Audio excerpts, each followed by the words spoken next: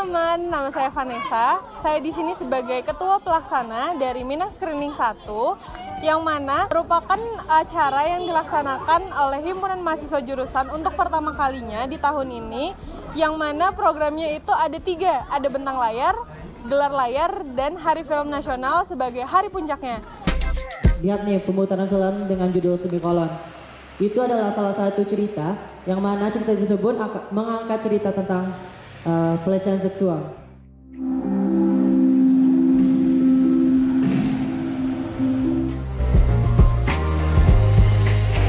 Dalam berkarya dan menghasilkan karya seperti film tadi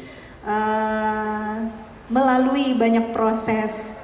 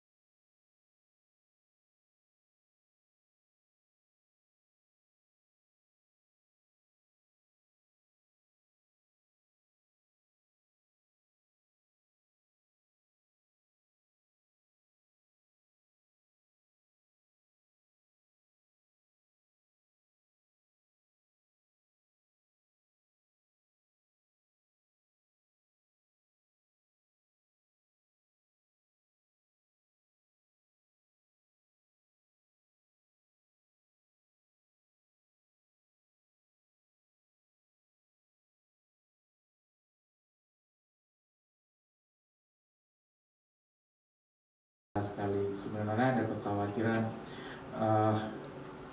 jujur tuh yang baru syuting sama anak kecil sebanyak itu baru sutradara, DP, sama yang asisten DP kan.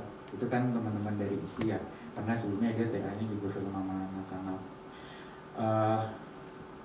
Kalau ditanya tadi itu nggak susah, justru karena ketika COVID anak-anak itu kan sekolah dari rumah, terus ternyata mereka adalah orang-orang yang senang dengan kegiatan ekstrakurikuler. Kita dibantu sama si Temeran Ibu Salama itu untuk casting anak-anak itu untuk selama produksi. Kebetulan ternyata tuh ada yang tersangkut paut. Akhirnya dulu di satu koneksi, kebetulan ibu tuh dia kan guru SD sebelumnya. Di syuting kita awalnya estimasi syuting kita 4 hari, kita selesaikan dalam 4 hari. Mungkin karena kerinduan berkegiatan itu ya, jadi itu kayak besar. Dan lagian kita sengaja memilih usia yang kalau kita komunikasi itu masih bisa gitu. Jadi itu waktu itu yang kita lakukan. Sebenarnya kayak gini, tantangannya adalah waktu itu kita lagi butuh ide cerita untuk berapa orang, terus ini idenya dari Rido ide awalnya. Cuman dibilang saya kalau mau bikin film, kan dia orang dari Riau ya, kalau mau bikin film tapi saya pengen musikal, ada musik-musiknya katanya gitu kan. Kita coba-coba aja gitu. Akhirnya kejadian ada beberapa hal yang kita sepakati, dan alhamdulillah berjalan lancar gitu. Kalau untuk Bang Taufik nih, sebagai pengkarya dari film Mei Dalam Cerita, menarik sih judulnya Mei Dalam Cerita. Itu awalnya gimana ya Bang? Ide Mei... Assalamualaikum warahmatullahi wabarakatuh. Terima kasih untuk kesempatannya kawan-kawan semuanya. Film Mei Dalam Cerita ya. Ide awalnya film Mei Dalam Cerita itu saya ingin mengapresiasi dan menjunjung tinggi nama buruh yang ada di Indonesia. Karena itu saya mau masukkan judulnya Mei Dalam Cerita. Yang tadi bisa kita lihat di dalam ceritanya itu berdurasi 3 hari selama film tadi 3 hari, dan ada kalender yang menunjukkan bayar hutang tanggal 28. Hari besoknya temannya si Rian nggak percaya, itu tanggal 29, dan tanggal 30 malamnya rumah dia dibakar dan ada manipulasi isu yang saya hadirkan di sana supaya warga di sana beranggapan Rian ini mati karena terlilit utang yang begitu banyak, dan di tanggal 1 dia mati. Jadi di sana kayak terinspirasi dari beberapa kisah pejuang aktivis di tahun 98 kayak Marsina, Hari Buruh gitu kan, dan beberapa kayak Wiji Tukul yang hilang tanpa ada sebab. Jadi terinspirasi seperti dari cerita-cerita aktivis-aktivis lama juga. Kalau untuk filmnya itu Bang, ada nggak sih Bang kendala waktu proses produksi? Film ini kalau buat bicara kendala banyak sih, karena proses untuk membangun rumah gubuk itu kita kan mencari bambu, bikin itunya dindingnya dulu, dijemur itu dulu, iya bikin sendiri. Tim artnya ada di sini, terima kasih teman-teman. Terus proses untuk membangun rumah itu ada 1 bulan lebih, dari ngambil bambu sampai jemur sampai bikin bentukan seperti tirai kayak gitu. Terus pada saat membakar rumah itu yang paling berkesan, kita bikinnya sebulan lebih, membakarnya nggak sampai 15 menit habis gitu. Jadi emang total lah gitu teman-teman semuanya untuk bantu karya ini. Dan alhamdulillah juga karya ini juga pernah masuk beberapa festival seperti Indonesia Raja, Mini Kino, Festival Film Lampung, UNJ, menang festival yang di Siparanpanjang juga pernah. Alhamdulillah untuk prestasi film ini yang nggak seberapa ya. Keren banget, boleh tepuk tangan untuk abang-abang kita yang ada di depan ini. Untuk teman-teman di sini ada yang mau bertanya nggak kepada pengkarya atau perwakilan dari pengkarya film Dedah Salama? Ada?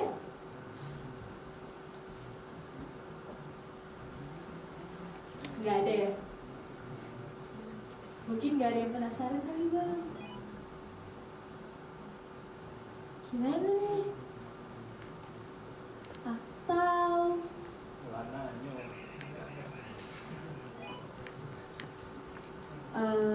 Kalau untuk behind the scene-nya Bang, ada nggak yang menarik gitu? Ada sih sebenarnya. Kemarin kan juga sempat nanyain ke panitia behind the scene-nya mau diputerin atau enggak gitu. Tapi panitianya bilang enggak karena behind the scene-nya ada kok gitu. Dari proses kita lokasi syuting yang jauh di tengah hutan, masuk ke dalam bawa genset segala macam, terus bakar-bakar di dalam gitu, ada BGS-nya. Kesan yang paling menarik gitu Bang dari proses produksinya gimana? Yang nggak bisa dilupain kayak ini nih proses produksinya. Proses produksi yang paling saya ingat itu bagaimana teman-teman semua selama sebulan persiapan bikin rumah dan lokasi yang jauh, teman-teman kru semua kebanyakan sampai nggak tidur sampai 3 hari. Iya. Serius? Iya. Kalau abang ini? Apa tadi yang menarik ya? Maksudnya yang berkesan ya? Benar. Berkesan sebenarnya itu kan pribadi, mungkin lebih ke pribadi ya. Kalau di saya sebenarnya yang pertama produksinya bisa lancar karena kita punya tanggal deadline itu yang membuat berkesannya lancar. Karena apa? Mungkin dari apa yang kita development ada yang berubah gitu. Nah tapi apa yang dikasih sama semua orang-orang yang terlibat itu kan kayak sumbangsi mereka. Jadi apa yang mereka lakukan itu masing-masing kita kan ada banyak kan ya. Jadi ekspektasinya dari film yang dari cerita yang awalnya kita development sampai jadinya seperti ini,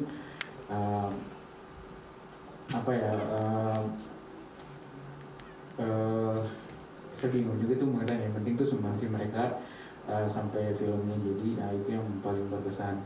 Mungkin kayak gini sih, strategi-strategi di lokasi misalnya yang kita lakukan, bukan strategi yang ini diaturnya kayak gini, enggak, tapi apa yang misalnya ada kendala ini, solusinya ini gitu. Jadi yang awalnya kita membayangkan kita sanggup apa tidak, apalagi kan situasi syutingnya sulit di tengah-tengah COVID, terus kita punya tanggung jawab dan filmnya selesai dikerjakan. Sebenarnya itu capek loh gitu kan. Cuman tuh yang kemudian setelah kita menonton filmnya dan filmnya jadi itu ya kita udah maksudnya kalau menceritakan filmnya yang senang-senangnya ya, karena kita bukannya untuk senang pada waktu itu misalnya gitu. Ya ini gitu kayak misalnya tadi pertanyaan anak-anak itu susah apa enggak, mungkin jadi enggak susah karena anak-anak itu kan fans sama media. Jadi mereka tuh kalau karena ada ini mereka juga senang, jadi ya kita bisa make some deal dengan mereka gitu. Berarti abang ada di lokasi pada saat produksi?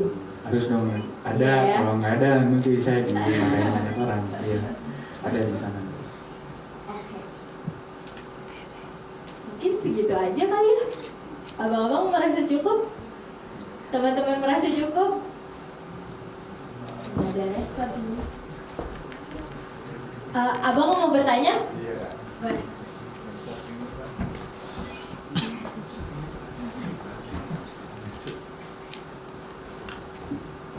Assalamualaikum warahmatullahi wabarakatuh. Mau tanya buat abang, maaf dulu namanya. Jadi pertanyaan aku itu kalian yang anak-anaknya bang, itu dari suatu sama-sama sudah saling kenal duluan atau ngambil dari tempat ini terus akhirnya dikenalkan di dalam produksi? Mungkin itu pertanyaannya. Oke. Thailand anak-anak itu mereka ada yang saling kenal, tapi seingatku mereka semua itu bukan dari satu sekolah atau apa gitu. Misalnya kayak yang cowok yang pakai baju hijau itu dia adalah ponakan dari yang main talempong. Terus yang pakai jilbab yang ada berdendang itu, yang anak kecil berdendang itu dia adalah murid dari Bu Salama. Terus yang lainnya ada 2 orang yang gendut sama yang ngajakin ngasih surprise Bu Salama itu, mereka adalah anak-anak di sekitaran panti itu. Pas kita berkunjung ke panti, mereka ada, terus di casting, kayak nggak bisa, ya udah kita ajakin. Terus yang lainnya ada juga, akhirnya Bu Salama itu dia kan guru SD, karena dia ada di forum SD, kita bikin open casting tertutup, dan dapatnya dari situ. Setelah itu ini mereka nggak kenal satu sama lain terlebih dahulu, tapi kayak kalau nggak salah kita ada kayak reading setiap hari, dan reading di dalam grup atau juga Zoom sekitar semingguan, karena dan kayaknya lebih karena ada periode juga kan yang terakhir itu, sampai bahkan di rehearsal hari terakhir itu masih kayak reading di lokasi kan. Kekhawatirannya kan anak-anak tadi kita belum pernah kerja mereka gitu, juga nggak tahu, mereka kan bukan aktor profesional, juga nggak ada murid teater gitu, kecuali misalnya modeling, terus juga kayak penyanyi yang nyanyi, gitu. Mungkin keberuntungannya adalah kita dapat mereka yang memang difasilitasi orang tuanya untuk ke kegiatan-kegiatan di luar kegiatan belajar sekolah. Beruntungnya waktu itu karena bisa lama sih, karena dia guru SD dan dia juga aktif di forum, jadi kita bisa dibantu. Dan mohon maaf ya, tadi kan lagunya itu kan original song, itu kan dibuat akhirnya Bang Taufik Yandra yang bantu suara anak-anak itu direkam, pokoknya dipoles sama dia gitu. Saya juga nggak tahu menjabarkannya karena baru experience-nya pertama kali kan, jadi udah having fun aja dengan apa yang terjadi. Terima kasih. Gimana Bang? Udah cukup? Oke, terima kasih.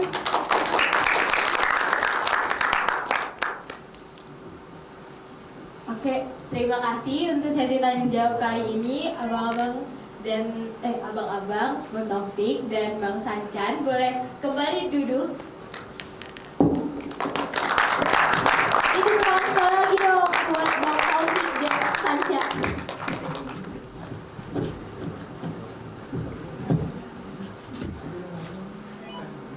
Itulah tadi diskusi kita dan pemutaran film Tinggap, Mei dalam Cerita, dan Dedah Salam. Semoga kita dapat mengambil hikmah dari pesan yang ada di dalam film. Buat teman-teman, jangan kemana-mana. Setelah ini, Bagda Maghrib akan ada sesi diskusi dengan Ibu Titi Lestari. Demikianlah acara kita pada sore hari ini. Kita akan berjumpa lagi Bagda Maghrib. Saya Salsabila Putri pamit undur diri. Wassalamualaikum warahmatullahi wabarakatuh.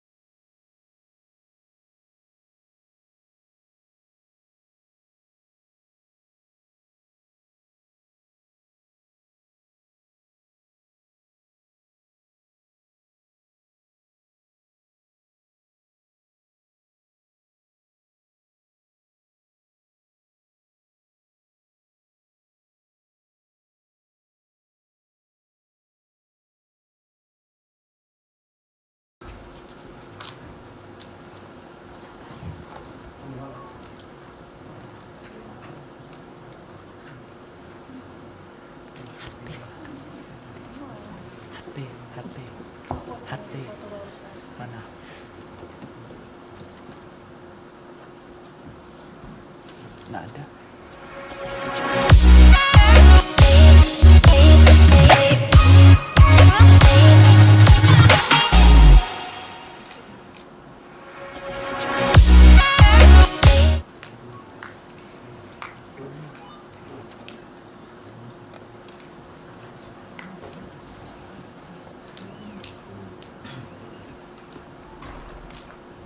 Assalamualaikum warahmatullahi wabarakatuh. Waalaikumsalam warahmatullahi.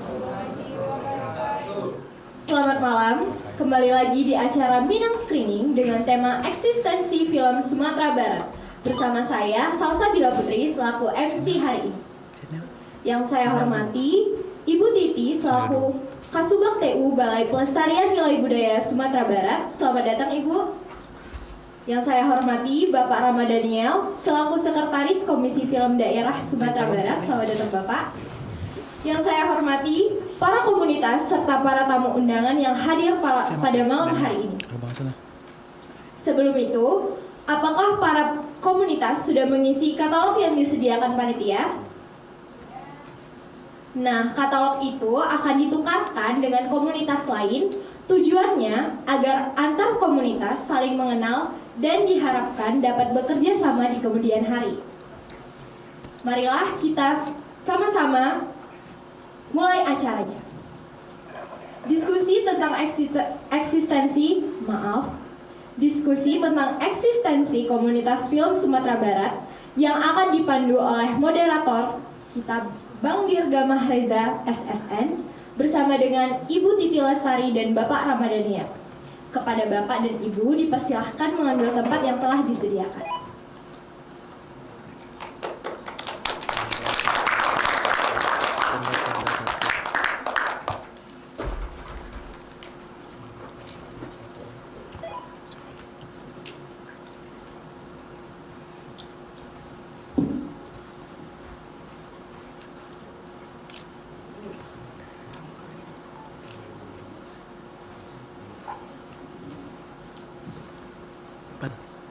Kamera 1.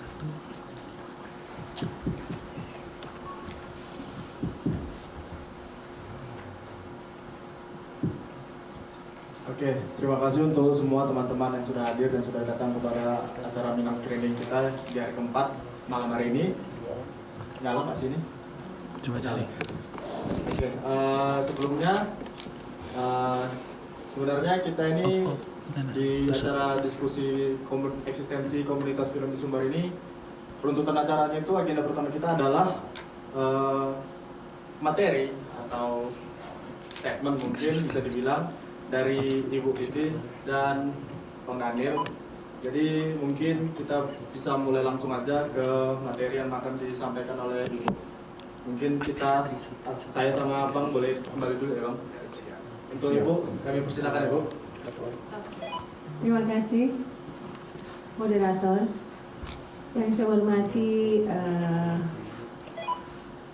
panitia penyelenggara mungkin yang sudah menyelenggarakan acara untuk pertama kalinya yang begitu luar biasa, karena yang menggagas mahasiswa pasti kan, tapi memungkinkan film ini kan dalam rangka hari film enggak? Tanggal 30 Maret. Yang saya hormati moderator, terima kasih sudah mempersilahkan. Yang saya hormati juga dari sekretaris dari Komisi Film Daerah, baru terbentuk 2019, iya. Karena kemarin sempat main ke kantor ya. Yang saya hormati juga adik-adik mahasiswa dan juga komunitas-komunitas. Mungkin kalau komunitas dengan Balai Pelestarian Nilai Budaya Sumatera Barat tidak asing lagi, karena dalam 2 tahun terakhir ini intensif berhubungan dengan Balai Pelestarian Nilai Budaya Sumatera Barat. Pertama, jelas saya memanjatkan puji syukur kepada Allah Subhanahu wa Ta'ala, karena mudah-mudahan pandemi akan segera berakhir, karena eskalasinya sudah semakin menyempit dan tingkat infeksinya juga semakin turun. Mudah-mudahan di tahun ini kita bisa beraktivitas normal kembali, tidak new normal lagi. Tak lupa salawat dan salam kita sampaikan pada junjungan kita Nabi Muhammad SAW yang telah membawa kita menuju alam yang berilmu pengetahuan. Jadi pada kesempatan kali ini saya dikasih waktu berapa menit ya? Sekitar 20-30 menit. Oke.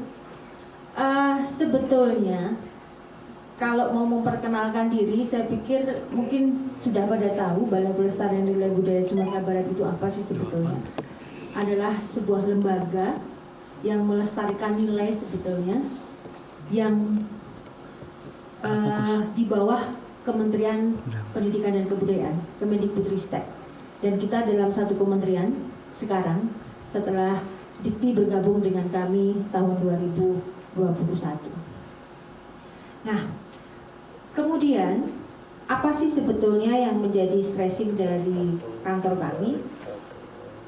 Karena kami di bawah Dirjen Kebudayaan, di bawah Kementerian Pendidikan dan Kebudayaan, Kementerian Pendidikan, Kebudayaan, Ristek dan Teknologi. Gara-gara Dikti masuk ke kami memang agak sering keseleo. Kita ngomong tentang Kemendikbudristek, memang gampangnya memang Kemendikbudristek aja gitu. Nah, jadi kami adalah lembaga yang bertugas untuk melestarikan nilai sebetulnya. Lembaga yang melestarikan nilai budaya. Apa hubungannya sama film? Nah, kan di situ sebetulnya. Apa hubungannya sama film? Saya sudah menyampaikan slide sebetulnya. Tapi saya pikir saya lebih suka slide ini hanya pemandu saya, tetapi saya akan banyak bercerita nanti terkait apa yang sudah kami lakukan. Salah satu tugas BPNB itu adalah melaksanakan pelestarian terhadap aspek-aspek tradisi, kepercayaan, kesenian, perfilman, dan kesejarahan di wilayah kerja. Kebetulan wilayah kerja kami 3 provinsi, yaitu Sumsel, Sumbar, dan Bengkulu. Di sini ada perfilman, dan di kementerian kami di bawah Direktorat Jenderal Kebudayaan juga ada yang namanya Direktorat kok jadi lupa ya? Direktorat Perfilman, Musik dan Media. Jadi ada direktorat baru yang memang ngurusin tentang film. Nah, karena pada kesempatan kali ini memang saya diminta untuk cerita tentang temanya karena eksistensi komunitas ya. Nah, saya mau menyampaikan bahwa sebetulnya tujuan dari Undang-Undang Pemajuan Kebudayaan, kami selaku lembaga pemerintah wajib menjalankan Undang-Undang Pemajuan Kebudayaan yang disahkan pada tahun 2017 ditandatangani oleh Presiden. Tujuannya adalah memang memajukan kebudayaan. Salah satunya adalah melalui media film. Makanya di di Dirjen kami ada direktorat sendiri yang ngurusin tentang film. Nah, dalam rangka pemajuan kebudayaan ini pemerintah tidak bisa bekerja sendiri.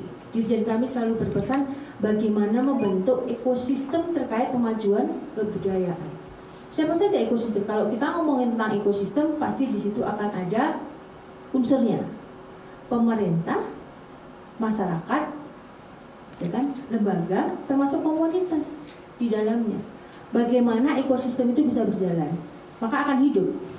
Kalau ekosistem itu tidak berjalan, tidak akan ada kehidupan di dalamnya. Makanya bagaimana membuat ekosistem itu bisa berjalan, hubungan antara unsur-unsur yang ada di dalamnya juga harus terjalin. Nah, saya mau menyampaikan next aja.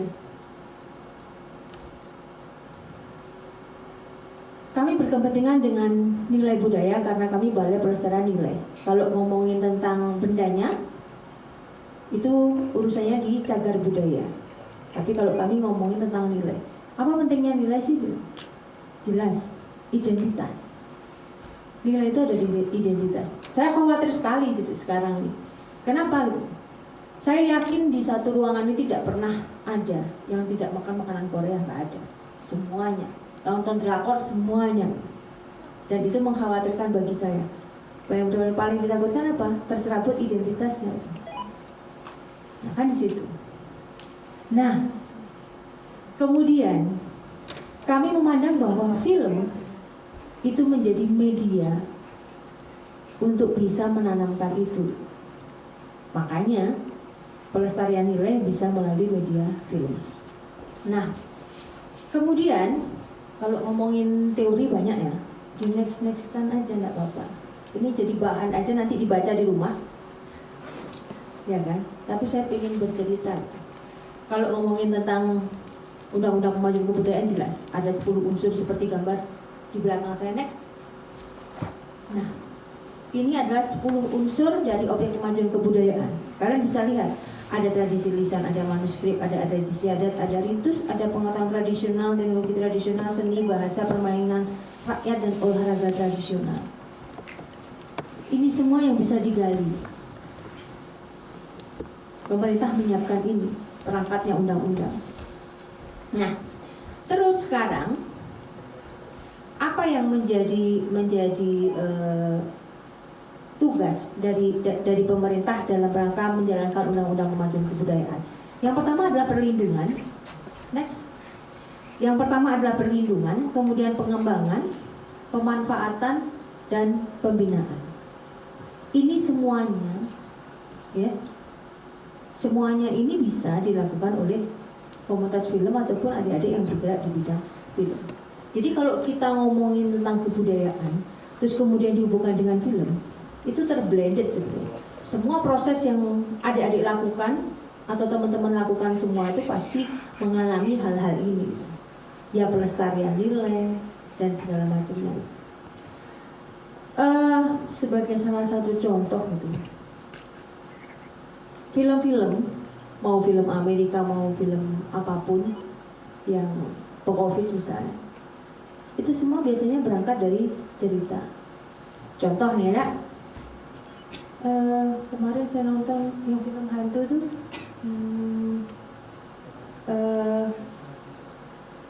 film hantu yang sudah beberapa tahun yang lalu, yang gambarnya, yang suster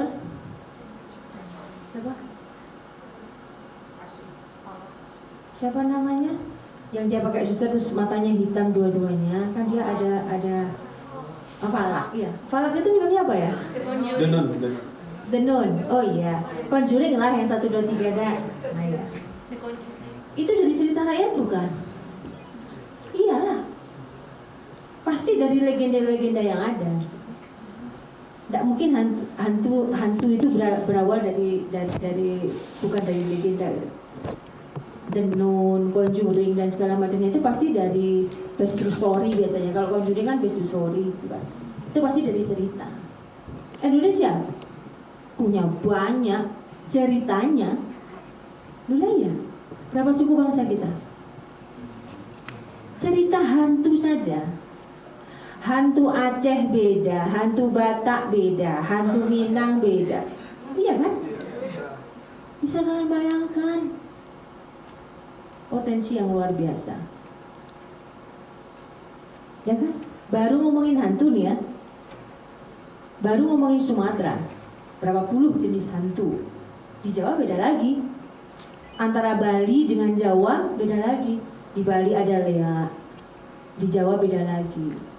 Kalau kalian punya penelitian ataupun proyek nanti, bikin aja gitu, dokumentasi tentang hantu-hantu dari Sumatera aja, Sumbar aja. Ada Palasi, ya kan? Macam-macam.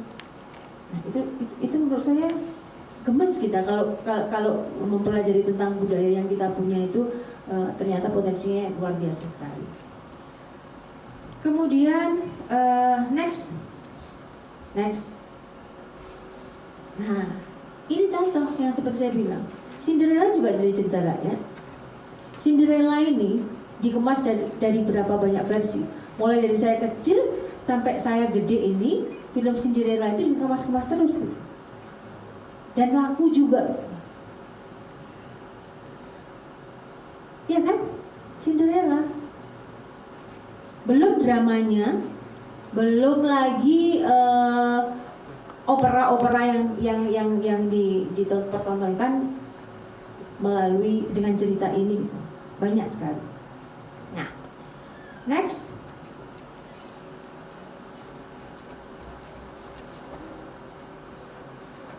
Ini juga.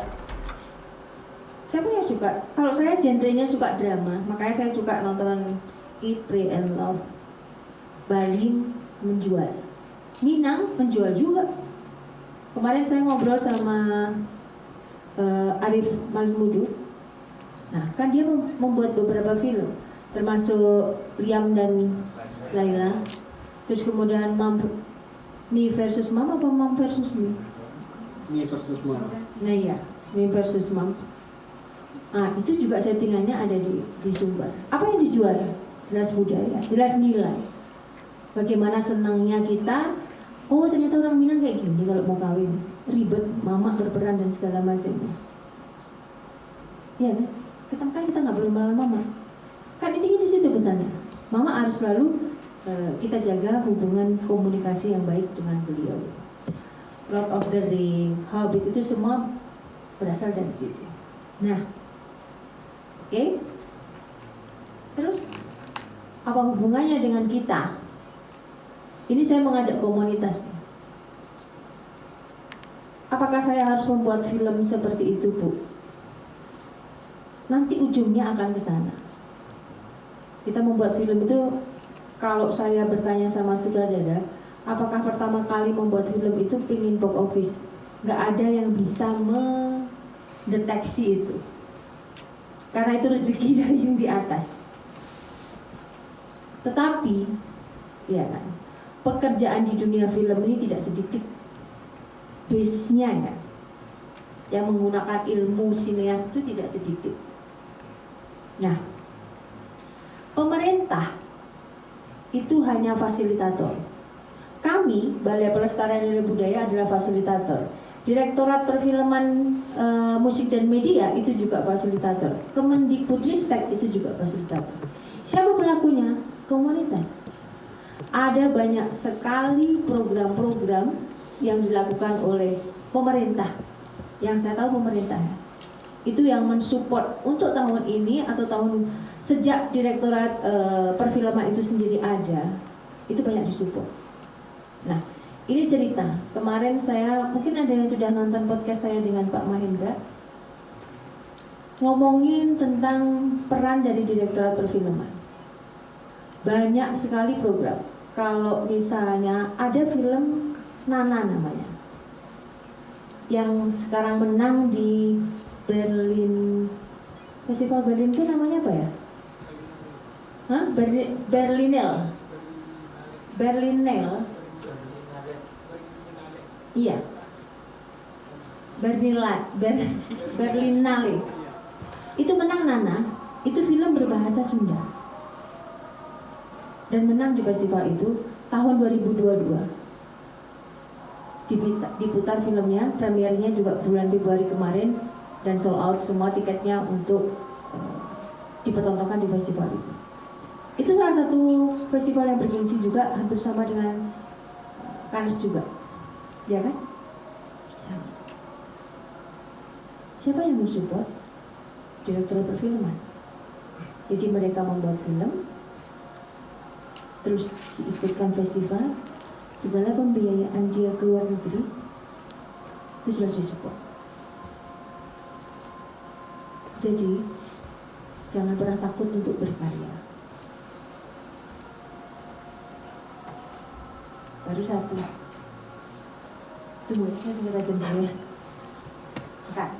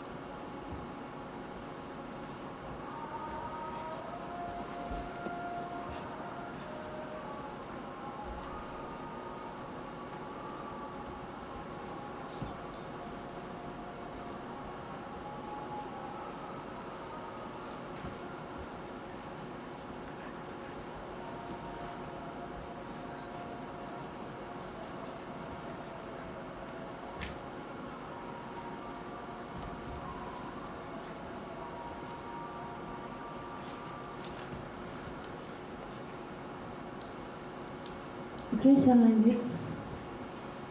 Saya bekerja di kebudayaan ini sejak tahun 98 dan baru beberapa tahun ini surganya komunitas itu 5 tahun terakhir ini sebetulnya. Banyak sekali fasilitas-fasilitas yang disediakan oleh pemerintah dalam rangka pengembangan minat atau pengembangan dari apa yang ingin mereka buat. 5 tahun ini terasa. Dari 98 saya kerja di kebudayaan. Tapi supporting itu memang luar biasa dalam beberapa tahun terakhir ini.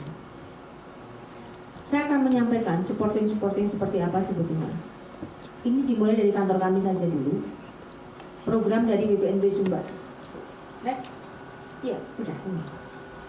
Yang pertama kanal budaya. Kanal budaya itu adalah kegiatan yang harus kami lakukan untuk mengisi konten Indonesiana TV. Jadi kami harus menyediakan anggaran untuk memproduksi film. Tahun ini BPNB Sumatera Barat menyediakan anggaran untuk memproduksi 6 film. 2 di Sumbar, 2 di Sumsel, dan 2 di Bengkulu. Tetapi quality control ada di dalam sistem yang ada di Jakarta. Jadi quality control gunanya untuk apa? Agar standar siaran Indonesiana TV itu sama dengan TV-TV lain. Jadi biasanya, kenapa sih sebetulnya berangkat dari festival-festival itu penting?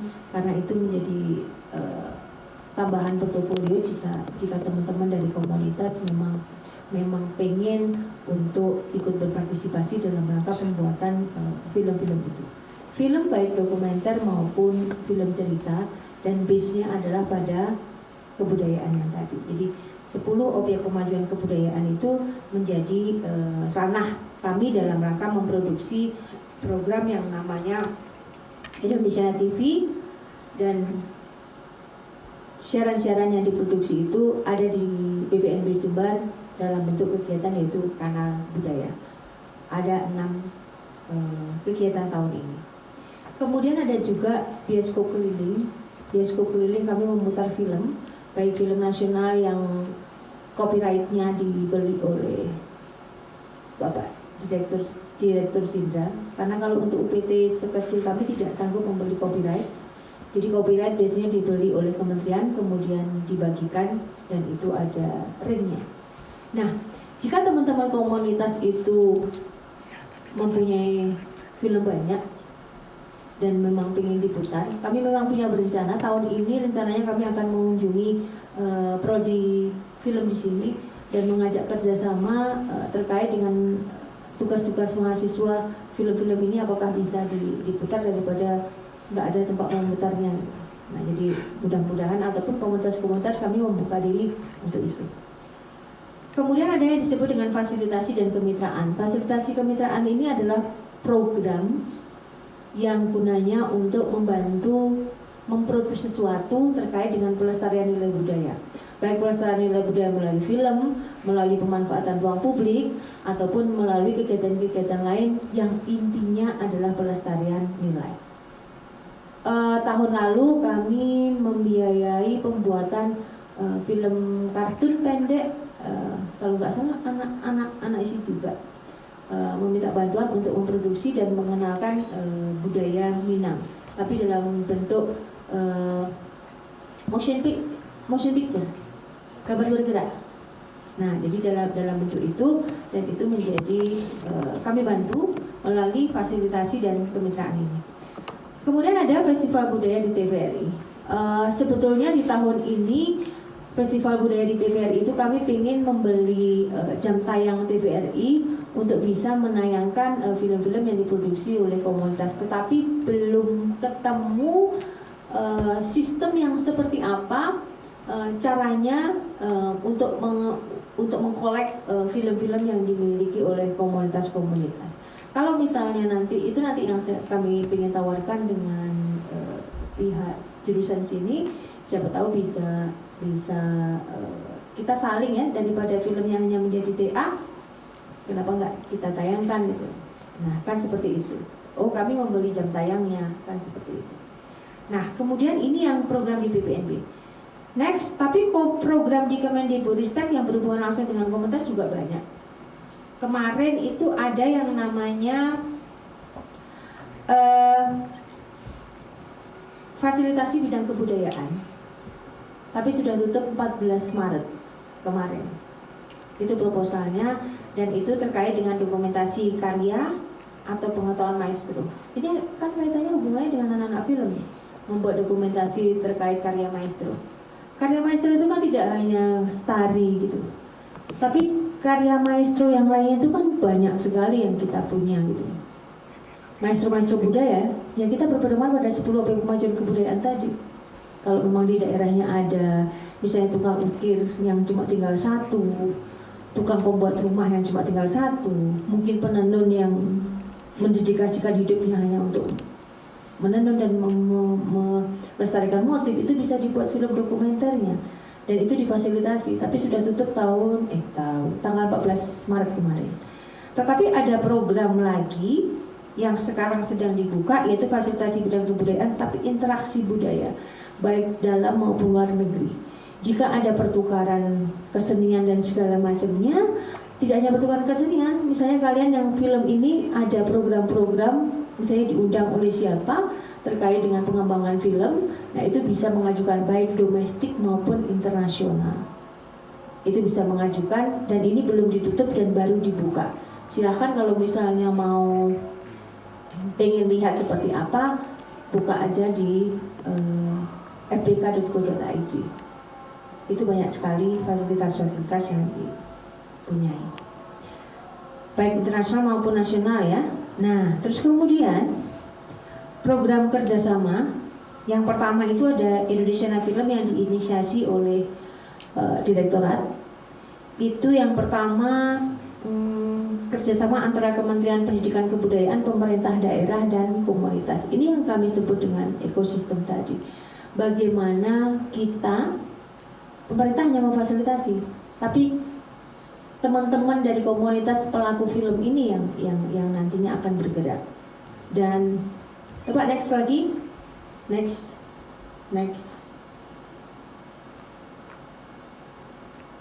Betul, yang ini.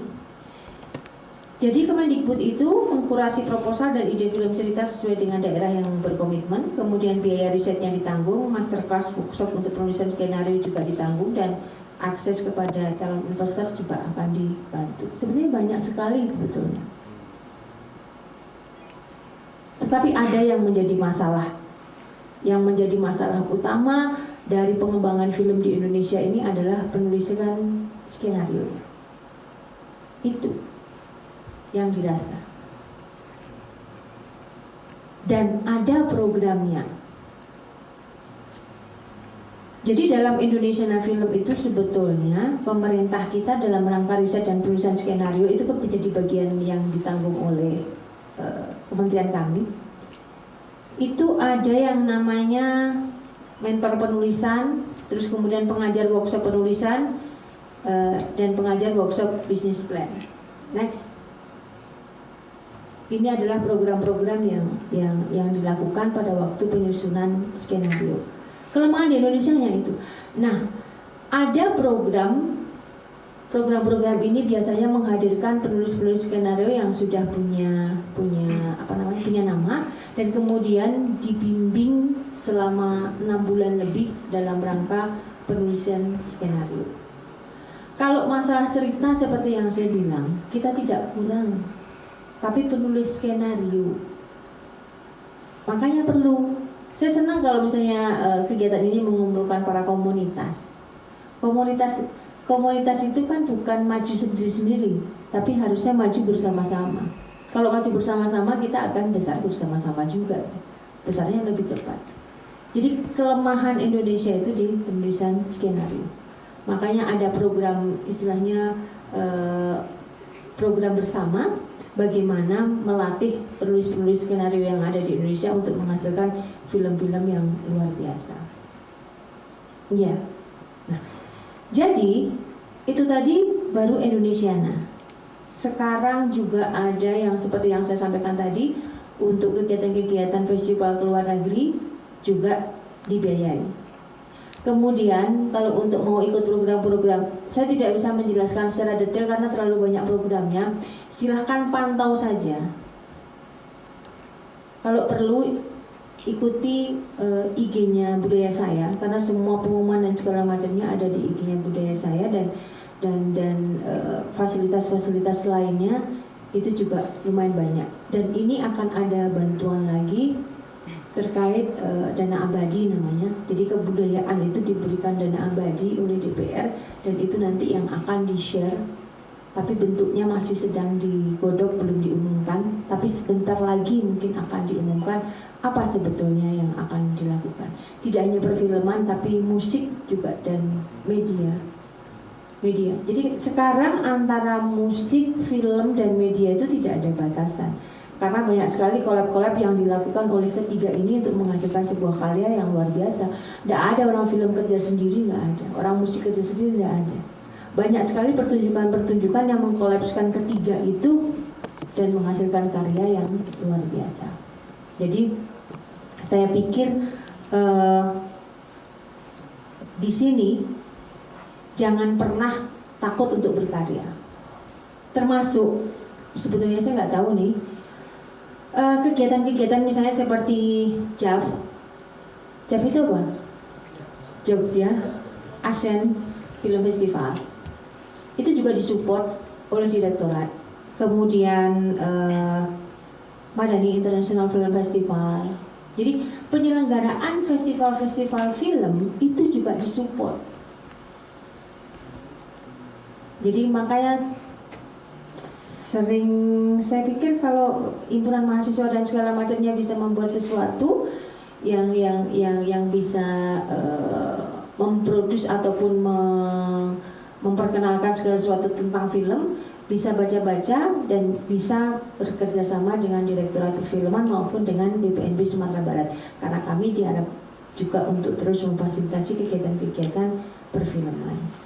Kami bekerja sama dengan ISI tidak hanya tahun ini, tapi dari tahun 2018 juga pernah kami mengajak beberapa mahasiswa untuk membuat film-film terkait dengan pelestarian budaya. Kemudian jika ada komunitas, saya nggak tahu, sebetulnya banyak sekali katanya luar negeri juga kayak Busan Film Festival itu juga memberikan bantuan kan? Memberikan bantuan. Nah, kalaupun sudah dapat di situ, kalau memang sudah digaransi sama luar, itu direktorat juga mau membantu. Misalnya dari pihak luar memberi bantuan 1 miliar, kementerian juga bersedia untuk memberikan anggaran yang sama agar film itu menjadi lebih bagus. Jadi dunia tanpa batas, ini slogannya siapa ya? AM3 atau XL, dunia tanpa batas. Sekarang memang dunia tanpa batas itu. Jadi kalian boleh minta bantuan sama siapa saja terkait dengan pengembangan film. Nah, dan tidak hanya terkungkung dengan bantuan dari dalam negeri, tapi dari luar negeri juga. Jadi saya pikir sekarang ini adalah saatnya. Berbahagialah kalian-kalian yang sineas-sineas muda ini, gak kayak dulu ya. Dulu susah sekali mencari bantuan, tapi sekarang bantuan tidak harus dana ya saya pikir, tapi tutorial, mendapatkan mentor yang orang-orang yang berbakat itu saya pikir itu luar biasa, jauh itu nggak ada nilainya kalau menurut saya. Nah jadi disinilah kalau dicocokkan dengan tema saat ini, eksistensi komunitas sekarang lagi eksisnya menurut saya. Kalau kita mau memegang atau kita mau berpijak pada ekosistem pemajuan kebudayaan tadi, bagaimana menggandeng pemerintah. Mohon maaf, mungkin beberapa puluh tahun ke belakang tidak pernah ada interaksi antara komunitas dengan pemerintah. Jadi semacam ada gap, semacam ada tembok, susah dengan pemerintah nih gitu. Tapi iya, intinya begini. Kadang-kadang mohon maaf kalau seniman, anak-anak muda yang aku pengen bekerja aja nih, nggak mau direpotkan dengan ini. Nah, memang dengan pemerintah memang selalu direpotkan dengan administrasi, jelas. Jadi saatnya, saya senang kalau misalnya anak-anak dari seluruh universitas sekarang disuruh magang di kantor, biar mereka paham bahwa ada aturan yang mengikat, bukan dipersulit, tapi memang ada aturan yang mengikat terkait dengan pertanggungjawaban, sehingga mereka juga akan belajar tentang administrasi, sehingga pada waktu mereka terjun ke masyarakat sudah tidak kaget lagi. Saya pikir karena dibatasi tadi 30 menit, sebelum 30 menit saya cukupkan di sini, nanti akan kita kembangkan lagi dalam forum diskusi. Terima kasih. Assalamualaikum warahmatullahi wabarakatuh.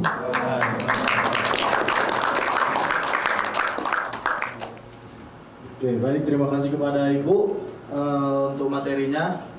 Mungkin bisa langsung saja kita lanjut, tapi sebelumnya untuk teman-teman setelah materi dari Bang Daniel, kita bakal buka sesi diskusi. Jadi mungkin udah bisa mengumpulkan pertanyaan-pertanyaan terkait kementerian tadi, ada program dan fasilitasnya dari Ibu. Baiklah, kita langsung aja masuk ke materi dari Bang Daniel. Untuk Ibu, dipersilakan duduk kembali, Bu. Silakan, Bang. Baik, terima kasih. Assalamualaikum warahmatullahi wabarakatuh. Wah, kok saya grogi ya? Oke, banyak ternyata program-program yang ditawarkan oleh BPNB ya. Ternyata saya pun juga terkejut. Karena waktu itu sewaktu audiensi, beliau hanya waktu itu saya hanya tahu sedikit gitu. Ternyata banyak gitu programnya, dan bahkan ada data itu ya Bu ya, tentang cerita-cerita tentang si penulis naskah yang lama-lama, maestro-maestro lama ada ya Bu ya di BPNB. Nah, itu penawaran yang sangat menurut saya itu menarik gitu. Soalnya kan film sekarang lebih banyak mengambil eksistensi budaya. Contohnya aja Gatot Kaca kemarin kan, maksudnya belum sedang dibikin sama itu. Nah, kenapa kita nggak explore lagi Sumbar, banyak kekayaan kok gitu. Nah, itu aja sih. Kalau tadi Ibu berbicara tentang festival, Ibu Titi, saya berbicara tentang industri. Nah, karena keduanya beda ya. Nah, lanjut. Sebenarnya Komisi Film Daerah sebenarnya adalah lembaga, bukan merupakan komunitas, tapi dia adalah lembaga yang dibentuk oleh Bikraf. Waktu itu masih Pak Triawan Munaf. Mereka menyebarkan tentang bagaimana pedoman-pedoman apa untuk membentuk komisi film daerah di masing-masing daerah itu. Cuman lebih lanjut tidak ada lagi. Jadi dasar hukumnya tentu saja Undang-Undang 33 ya. Lanjut next. Nah, di sini perhati nggak rumah Gedang ini di mana? Ada yang tahu? Halo. Saya yakin dan percaya mungkin udah pada tahu ya, udah pada nonton filmnya kali ya. Halo? Kok pada diem? Dirga, bantu dong. Ya, ini lokasinya di filmnya itu tenggelamnya kapal Van der Wijk, dan ini di Rumah Kaum Batu Sangkar gitu. Kebetulan dekat rumah saya, jadi ya udahlah saya foto. Nah, next. Sebenarnya gini, banyak hambatan dan potensi yang ada di dalam kita membuat film ya, apalagi soal industri. Misalnya soal perizinan ya orang datang, mereka nggak tahu kemana gitu itunya. Terus juga soal fasilitas, soal yang namanya riset daerah, riset lokasi. Kan misalnya nih si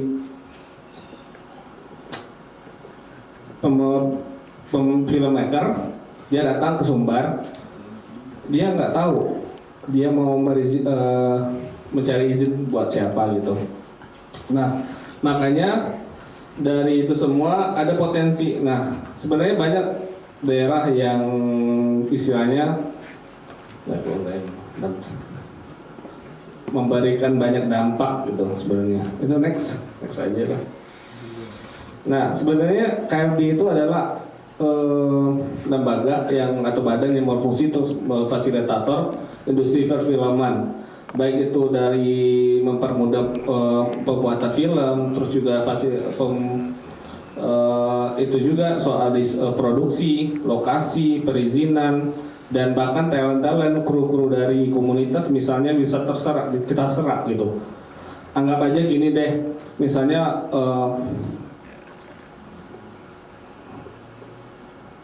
PH dari Jakarta atau luar negeri datang ke Sumatera Barat. Dia datang, habis itu dia hanya membawa kru maupun talent dia yang inti. Jadi ketika dia membawa itu, dia kan pasti hemat budget dong, pasti hemat budget. Nah, untuk kru lapis 2 diisi oleh orang-orang kita gitu. Bahkan talent lapis 2 juga akan diisi. Jadi mereka hanya membawa, jadi separoh, hampir separoh ya, dari pekerjaan mereka itu kita yang fasilitasi. Itu aja sih sebenarnya. Makanya sebenarnya KFD ini adalah fasilitator yang bagaimana di daerah nanti mereka butuh apa, mereka butuh yang namanya talent, mereka butuh yang namanya soal alat-alat ya. Yang paling banyak itu kan alat juga kan, apalagi teman-teman komunitas juga bisa gitu. Kontak kami butuh ini bang, kami butuh survei, kami butuh tim apa gitu, kami butuh yang namanya alat-alat. Di mana sih informasi tentang penyewaan alat? Nggak mungkin dong kita semua punya semua alat-alat film, apalagi semuanya ya mahal-mahal juga sih gitu. Nah itu sih yang mendasari kenapa KFD itu ada gitu. Dan itu sebenarnya juga berdampak bagi daerah gitu. Misalkan saja daerah juga tenar, apalagi film yang sekarang kan orang udah pada melek semua kan, kesumbar semua. Bahkan film terakhir Van der Wijk itu syutingnya Sumbar dan orang tahu itu Sumatera Barat gitu. Jadi ada daya tarik. Oke, next sampai ke konsep aja langsung.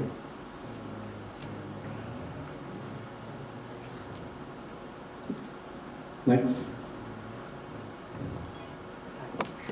Nah, ini saya bilang tadi bagaimana sebenarnya konsep KFD itu dikemukakan oleh Bikraf pada tahun 2017. Idealnya mengikuti pola kelembagaan komisi dari negara lain seperti Busan Film Commission, seperti juga Malaysia Film Commission, Australia Film Commission dan lain. Ternyata banyak film commission yang ada di berbagai negara belahan dunia. Jadi sebenarnya memang diasosiasikan oleh AFCI, Association Film Commission dunia gitu. Next. Nah, tugas kita ini. Nah, pertama ya perizinan pasti gitu. Kita lah yang nanti akan memfasilitasi mungkin ke PBN, ke pemerintah lokal, ke mama, nenek mama segala macam, bahkan sampai ke titik itu mungkin kita bisa bantu untuk fasilitasi misalnya. Terus juga memetakan potensi. Kita akan data potensi mana yang daerah mana yang berpotensi untuk jadi lokasi syuting film yang menarik, bahkan nanti juga akan jadi tempat wisata. Terus mempermudah pembuat film, mendorong promosi daerah, itu pasti menggerakkan perekonomian daerah. Nah, ketika misalnya rumah gadang tadi ya, anggap aja rumah gadang tadi sudah dijadikan tempat syuting dan kebetulan yang punya rumah gadang memperbolehkan untuk dijadikan lokasi wisata, itu bisa mendapatkan menjadi pendapatan baru bagi daerah gitu.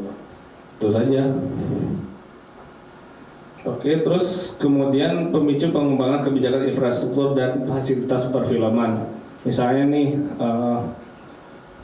membuat sesuatu yang belum ada di Sumatera Barat, namun atau aset-aset lama yang harus dibikin lagi, kita bisa coba diskusikan lagi dengan pihak-pihak pemerintahan seperti itu. Jadi teman ada ide bikin rumah gadang misalnya yang sesuai dengan film ini misalnya, bisa seperti itu. Jadi kita koordinasi dengan pemerintah bagaimana apakah bisa dijadikan tempat wisata baru, tempat syuting dan tempat wisata baru, itu aja. Sebenarnya tujuan utama industri memang bisnis ya. Karena memang karena gini, perusahaan misalnya perusahaan A gitu, dia mau investasi ke siapa gitu, filmmaker gitu misalnya, filmmaker menawarkan diri untuk saya punya film, mau nggak bapak untuk mensponsori film ini, seperti itu kan biasanya kan. Nah justru sebenarnya itu yang peluang-peluang yang besar untuk mendapatkan dana ya.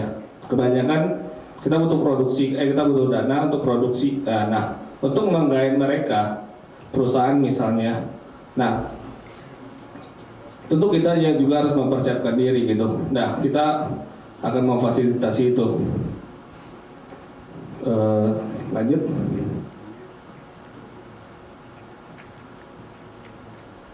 Nah seperti itu gambaran contohnya, mulai dari prosedurnya, terus juga gimana kita koordinasi. Ini hanya bagian yang besar saja mungkin, belum detail. Lanjut. Nah ini dia yang sudah saya bilang tadi, ada Malta Film Commission. Ternyata ada hampir dari 1.000 komisi film yang tersebar. Nggak nyangka juga, dulu saya juga waktu baca juga nggak nyangka ternyata banyak komisi film yang ada di dunia. Wajar aja, film-film box office, film-film itu tuh nggak nanggung-nanggung kan, biayanya, ininya, produksinya segala macam, mereka all out di sana gitu. Nah, dalam lingkup internasional, komisi film dipayungi dari sebuah organisasi, yaitu Association of Film Commissioner International atau AFC. Menutup, KFD merupakan langkah yang memajukan industri perfilman dengan basis kerjasama antar pegiat industri film. Saya tekankan di sini adalah kerjasama, di mana ada masyarakat, ada pemerintah, ada juga komunitas. Nah, di mana peran pentingnya mempromosikan daerah sebagai lokasi, memfasilitasi perizinan, keperluan produksi sehingga akhirnya menjadi sumber income baru bagi masyarakat. Penutup terakhir, nggak ada yang namanya film lama. Yang ada hanya film yang belum kita tonton dan film yang udah ditonton, itu aja. Apalagi untuk generasi berikutnya kan, nggak hanya kita kan. Jadi sekian itu saja. Terima kasih, maaf ada salah. Assalamualaikum warahmatullahi wabarakatuh. Baik, itu tadi materi dari Bang Daniel terkait KFD daerah Padang. Untuk Ibu Titin boleh duduk kembali di depan dulu. Kita akan masuk ke tahap diskusi. Oke, teman-teman pasti dong sudah dengar materi-materi yang sudah disampaikan Ibu Titi dan juga Bang Daniel terkait fasilitas, program, dan apa-apa saja yang mungkin menguntungkan bagi pegiat film. Jadi mungkin ini saatnya kita sebagai pegiat film yang ada di ruangan ini mungkin memberikan statement atau bertanya gitu kepada Ibu Titin dan juga Bang Daniel terkait apa saja yang mungkin berkaitan dengan eksistensi komunitas film dan juga film itu sendiri. Ada yang mau mulai pertama? Ya, silakan.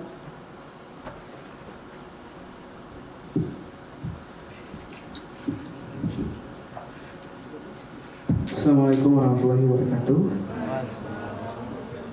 Perkenalkan, nama saya Andre. Saya ingin bertanya kepada Ibu Titi terkait dengan acara kita Minang Screening kan untuk memeriahkan Hari Film Nasional, Ibu.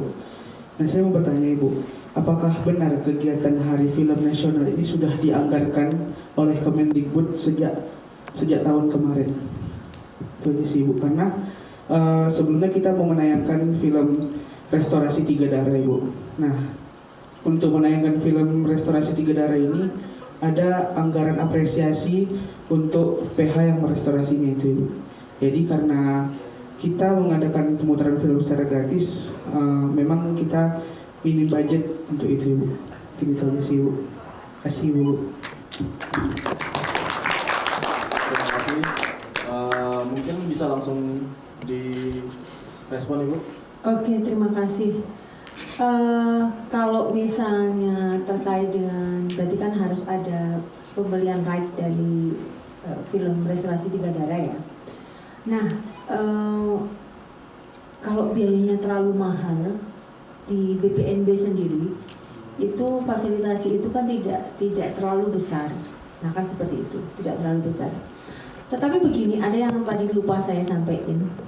Direktorat Perfilman itu memberikan semacam bantuan.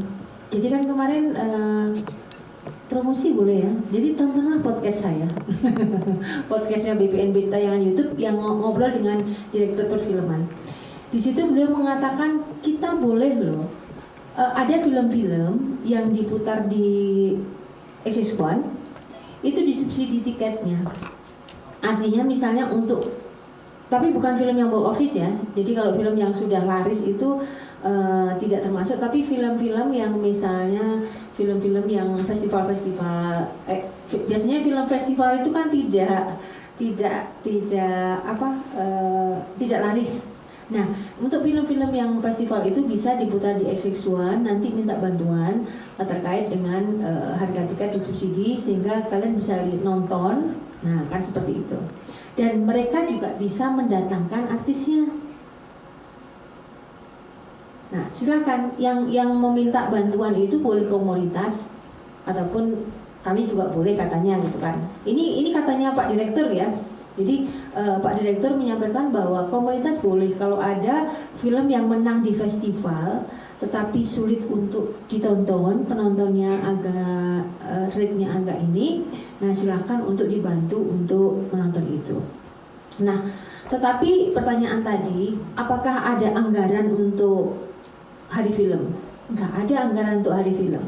Tapi yang seperti saya sampaikan tadi, program-program atau kegiatan-kegiatan terkait dalam rangka memeriahkan hari film itu bisa disupport.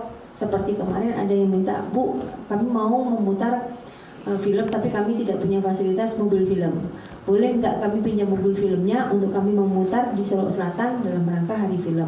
Kami kirimkan mobil film berserta kru free dan mereka menunggu di sana untuk kami membantu memutarkan. Nah, yang seperti itu bisa. Nah, tapi kalau misalnya kami dalam hari film kami butuh anggaran seperti itu, programnya apa dulu gitu. Jadi tidak dalam rangka untuk hari film saja. Kalian boleh menggunakannya kapan saja terkait dengan promosi-promosi film. Ya. Cuma masalahnya hari film itu kan selalu 30 Maret. Nah, juknis kami baru ditandatangani Pak Dirjen minggu kemarin. Biasanya itu yang membuat sulit. Tapi kalau kegiatan-kegiatan itu di bulan Juni, Juli, nah seperti itu tuh biasanya akan lebih mudah kami mengeksekusinya dibanding yang Maret itu. Karena Maret itu kalau juknis belum turun kami tidak berani eksekusi. Nah, jadi anggaran hari film tidak ada, tapi banyak sekali supporting anggaran terkait dengan film. Intinya di situ. Terima kasih. Baik, terima kasih Ibu. Untuk teman-teman yang lain, ada yang mau bertanya? Silakan. Ya. Terima kasih, selamat malam semuanya, Ibu, Bang yang di depan dan teman-teman. Saya Irfan dari Sinema Poyo, Solo. Di sini sebenarnya saya mau bertanya terkait ruang apresiasi film atau pemutaran film dan lain-lain. Oke, di Padang kita udah punya bioskop, semuanya udah tahu. Dan kita juga tahu bahwa di Sumatera Barat itu juga punya ruang-ruang pemutaran alternatif. Salah satunya kayak Minang Screening. Sifatnya ada yang reguler atau ada yang insidental. Sebenarnya pertanyaan saya pertama adalah terkait ruang alternatif dari BPNB atau dari KFD, kira-kira punya ekspektasi atau punya gambaran seperti apa? Kayak di Sumatera Barat misalnya di Bukit Tinggi ada bioskop taman juga, ada di Padang juga ada layar terkembang, ada klub film, kayak di Solo kita ada Solo Milik Keluarga, ada geri layar juga di Payakumbuh. Beberapa dari kelompok pemutar film ini menyebut bahwa mereka memutarkan film secara reguler gitu Bu. Tapi kadang belum bisa kita deteksi atau kita tracking secara regulernya 1 tahun sekali, sebulan sekali, atau seminggu sekali, ya gitu. Ya oke, mohon maaf, kayak tadi kan menanya tentang supporting. Barangkali di sini saya mau nanya punya pandangan seperti apa kayak dari BPMB dan juga KFD atau teman-teman di dalam forum ini terhadap layar alternatif ini, misalnya kayak di sekolah isi misalnya gitu. Kebetulan kita di Sinema Pojok juga baru mengembangkan satu giat lagi itu untuk pengarsipan dan pembacaan film-film di Sumatera Barat. Sebelumnya kita memutarkan film-film bisa dibilang film-film terbaik dunia, baik yang dari jadul sekali sampai yang baru. Tapi sekarang rasanya untuk kebutuhan belajar melalui media film, dan sekarang kita sedang menggagas untuk yang tadi mengarsipkan dan membaca atau kayak memetakan film-film di Sumatera Barat terkhususnya. Nah, itu alasannya kenapa saya menanyakan hal yang tadi. Sebenarnya kayak lebih mana tahu dari apa yang kita dengar nanti di sini itu juga bisa jadi bagasi bagi kita. Tadi kepotong sedikit, kayak kita semua tahu di isi Padang Panjang saja dalam 1 tahun itu memproduksi berapa banyak film. Banyak kayak tadi kita menonton film yang dari Sumatera Barat juga gitu, dan banyak film-film lain juga mengambil 10, mungkin hampir 10 yang Ibu jelaskan tadi itu mereka ceritakan di sana. Itu mungkin di TA saja, belum lagi tugas-tugas dan yang lain-lain. Saya rasa kami membacanya film itu belum terdistribusi ke publik luas. Kalau film sebagai produk kebudayaan, apakah cuma sampai festival? Oke, fine, ada banyak di festival misalnya. Terus ke masyarakatnya kayak gimana gitu.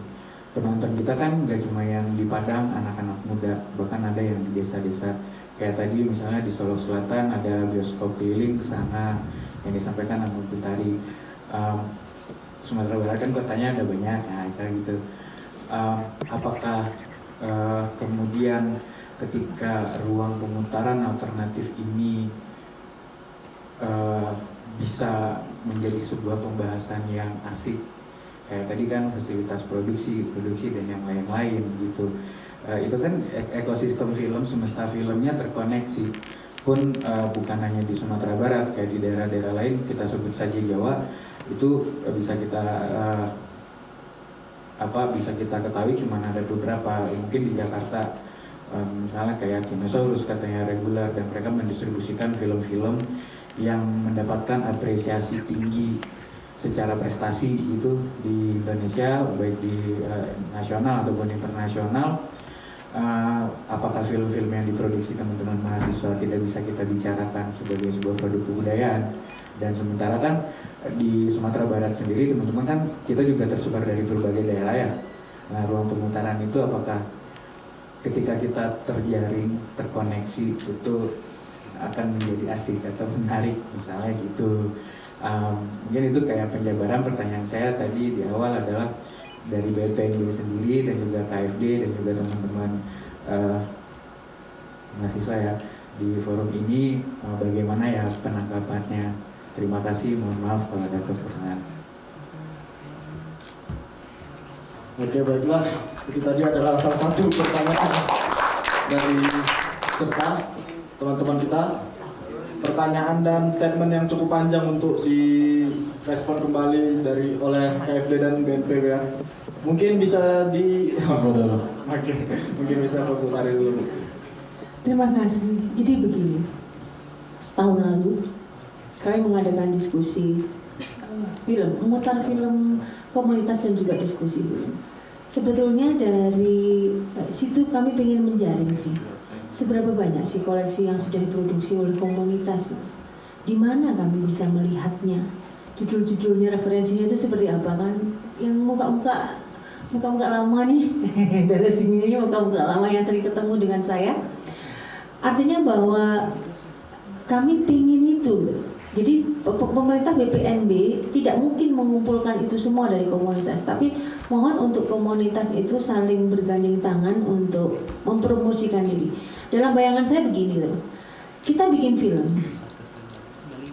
title di belakang tuh nggak ada yang pernah baca. Siapa yang bikin film cantik ini? Saya hobi nonton. Saya nonton itu pasti saya nunggu title di belakang tuh. Siapa aja sih? Itu saya baca, itu kan pelan-pelan tuh. Saya baca ini.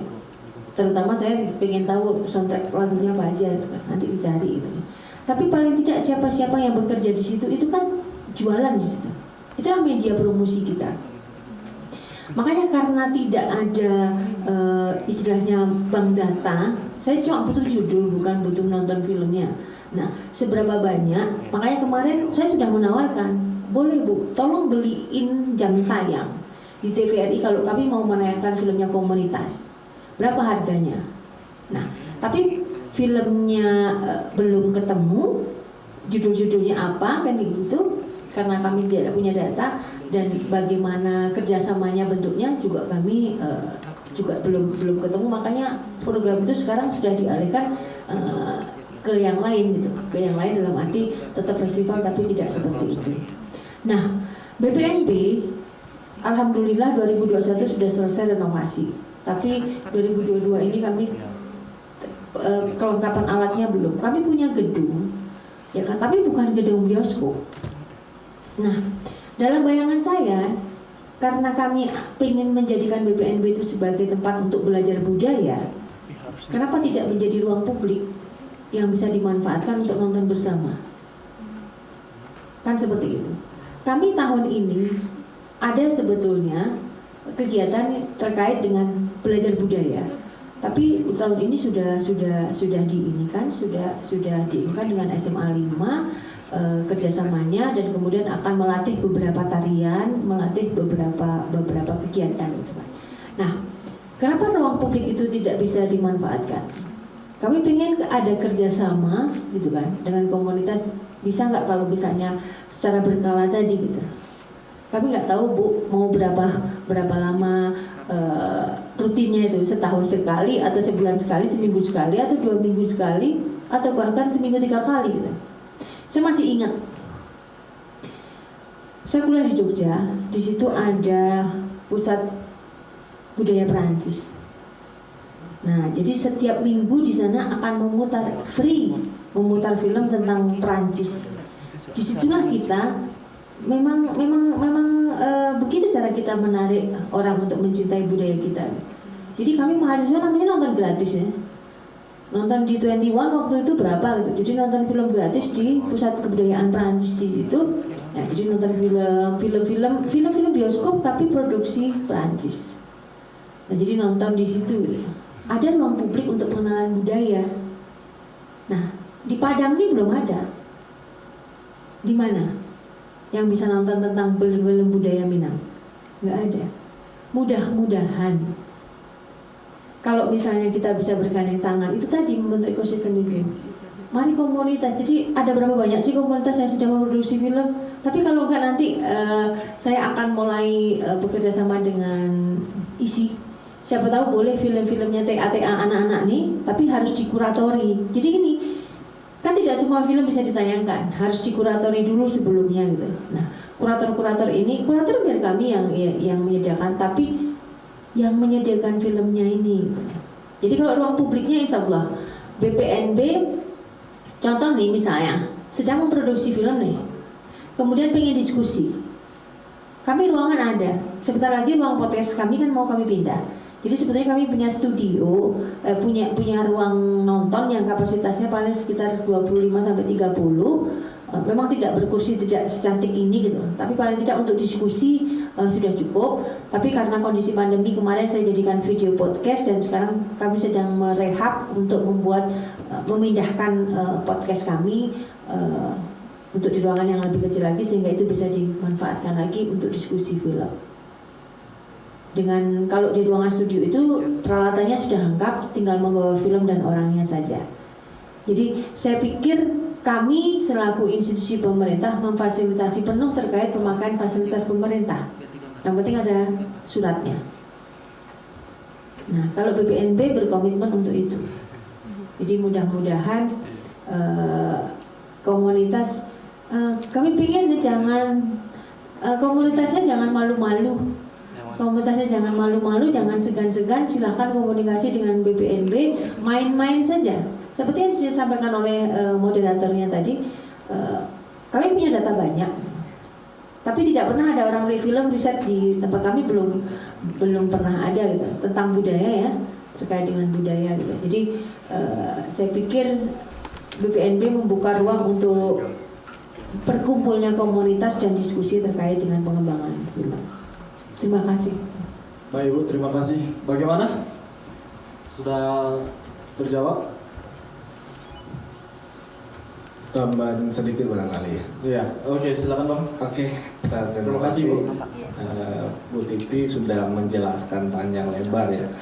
Ternyata gudang datanya nilai-nilai budaya itu ada di BPNB semuanya dan juga difasilitasi juga. Nah,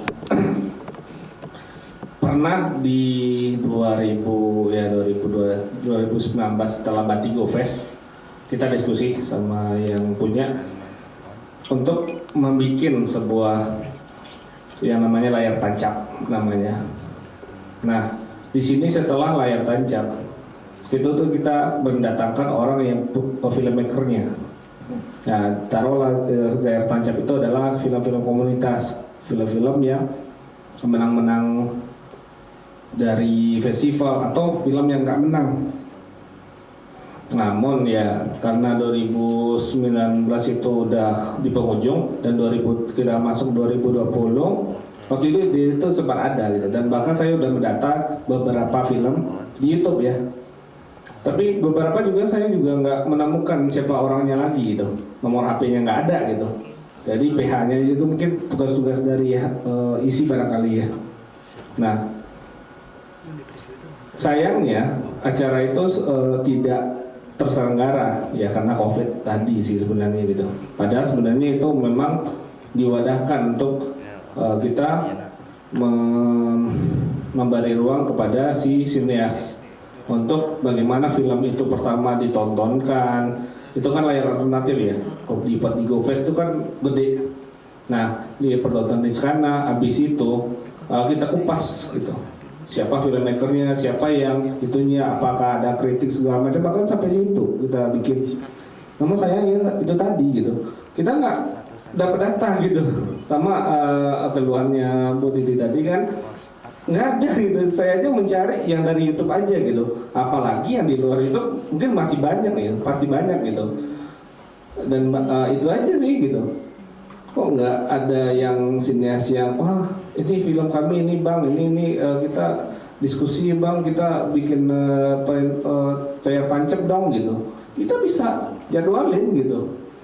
Bahkan waktu itu kalau nggak salah setiap hari Kamis malah di Batigo kita yang rancang gitu. Tapi sayang itu tadi, cuman gara-gara COVID ya semuanya kacau gitu, karena memang nggak boleh waktu itu kan kemarin itu kan nggak boleh ini itu kan, nggak boleh ketemu, nggak boleh harus isoma, ketat lah. Mungkin itu saja barangkali dari saya.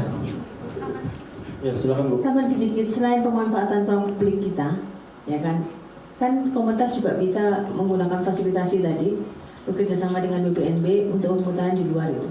Sebetulnya tahun kemarin karena saya orang Aceh hobi ngopi, jadi saya kemarin sebetulnya pengennya diskusi film dan mengajak komunitas bikinlah sesuatu, terus kemudian diputar di kafe-kafe. Karena kafe di Minang ini, di Padang ini 5 tahun terakhir ini kan kayak jamur banyak sekali. Karena pertama kali saya pindah ke sini 2016 itu saya stres karena tidak ada tempat ngopi. Nah, tapi sekarang sudah berserak tempat ngopi. Nah, jadi mudah-mudahan kalau misalnya pingin roadshow tentang filmnya dari kafe ke kafe, silahkan. Siapa tahu BPNB bisa supporting itu untuk operasional maupun untuk peralatan dan segala macam. Bahkan sebenarnya gini ya, mungkin kedai kafe itu juga butuh juga masa gitu. Mereka butuh yang namanya oke lah beberapa kedai kopi yang menawarkan layar tancap yang ada ruangan yang besar kan udah banyak sekarang gitu. Nggak hanya kopi Batigo aja gitu. Jadi mungkin sebagai filmmaker mungkin atau saya misalnya dari UMKM saya punya produk ini segala macam kita yang nawarin gitu. Kita punya masa berapa, terus juga berapa yang akan nonton berapa dan harinya apa gitu. Biasanya orang kafe itu biasanya welcome ya. Kalau apalagi dia mendatangkan masa itu aja sih bagi mereka gitu. Feedback dari mereka ya ada yang banyak yang beli kopinya, banyak masa dan itu bisa dipublikasikan itu udah benefit banget kan B2B ya. Itu aja sih gitu. Mereka jadi sama untung gitu. Itu sih menurut saya gitu. Baik Bang, terima kasih Bang. Oke. Bagaimana? Boleh, tentu saja boleh. Nih, untuk teman-teman diingatkan sekali lagi, ini ruang diskusi, jadi tidak hanya interaksi antara para sineas dan para pemateri, juga kita sangat berterima kasih jika ada interaksi antar sineas. Terima kasih. Oke, terima kasih. Yang tadi ya beberapa kali juga kita mengalami kegiatan itu ya Bu bersama gitu. Kalau pertanyaan sederhananya yang mungkin dari BPNB atau dari KFD juga bagaimana ya melihat pemutaran alternatif, penting nggak dia ada ketika dia diadakan itu harapannya itu nanti capaiannya apa? Oke, misalnya tadi ketika diputarin di kafe, segmentasinya mungkin anak muda atau orang-orang yang ngopi, misalnya gitu. Untuk menyebarkan isu, kita juga punya audiens lain. Mungkin di mereka merasa nggak butuh. Saya malam kemarin memutar di Payakumbuh, dan itu yang datang anak kecil dan ibu-ibunya. Yang saya tanggapi adalah kebetulan saya nontonin film dari si juga Bawari judulnya mereka datang hanya ya sebagai media hiburan gitu. Mungkin kan kadang-kadang dari kita kan ada harapannya Bu ya, ketika film itu kan sebagai produk kebudayaan itu apakah nanti mempengaruhi cara orang-orang di tempat itu dan lain-lain. Kira-kira kalau kayak dari BPMB, KFD atau dari teman-teman sinias ketika bikin film, harapannya tuh ruang alternatif menjadi seperti apa? Kenapa? Nah, apa harapannya jadi di ruang alternatif terkait fasilitas dan lain-lain? Oke, ya kita juga butuh. Mungkin sudah terjawab tadi dari dia sama Bu Titi. Harapan sebenarnya ini kami mencoba mendengar apa ya yang harus kita lakukan gitu. Terima kasih. Terima kasih. Baiklah, mungkin bisa direspon lagi, Ibu.